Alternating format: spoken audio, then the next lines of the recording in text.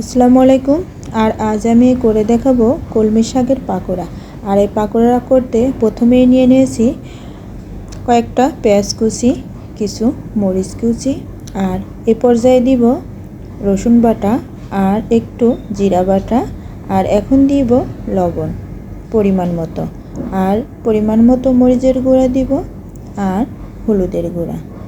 সব কিছু দিয়ে ভালো করে চটকিয়ে নেব, পেঁয়াজের পানিটা বের হয়ে যায়। আর এ পর্যায়ে দিয়ে দিব কলমি শাকগুলো দিয়েও আমি ভালো মতো হাত দিয়ে চটকিয়ে নেব।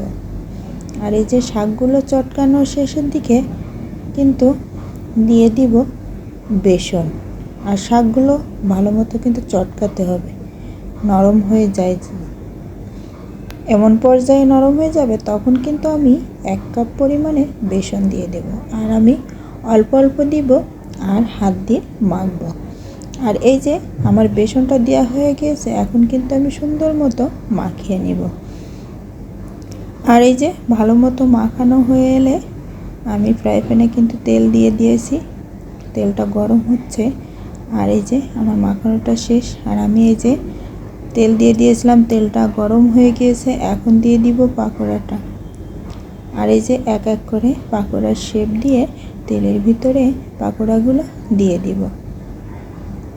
এভাবে করেই আমি একটা একটা করে পাকোড়াগুলো তেলের ভিতরে ছেড়ে দিয়েছি। আর এই যে পাকোড়ার যখন এক সাইড ভাজা হয়ে যাবে তখন আমি উল্টিয়ে দিব। আর এই যে উল্টানো হয়ে গিয়েছে। আমার পাকোড়াটা কিন্তু 5 মিনিট ধরে মৃদু আছে ভেজে নিয়েছি। পাকোড়াটা দেখতে দেখেন কত সুন্দর হয়েছে। আর আমার পাকোড়াটাও ভাজা হয়ে গিয়েছে, এখন আমি উঠিয়ে নিব। আর এই যে পাকোড়াগুলো দেখতে কিন্তু অসাধারণ হয়েছে। আর আমি পাকোড়াগুলো এখন তুলে নিব।